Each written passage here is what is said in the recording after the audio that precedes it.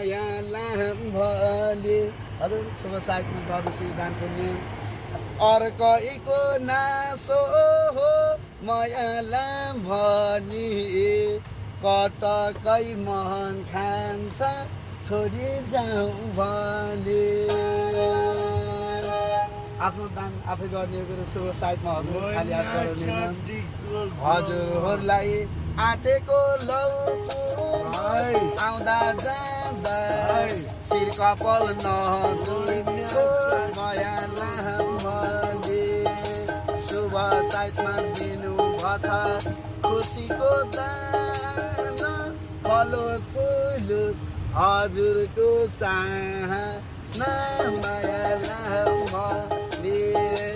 अर्कैको नासो ओ माया लाम भने कटकै मन खान्छ छोडी जाउँ भने अब तपाईँ बाहिर हातै गरिदिनु बाहिर मनले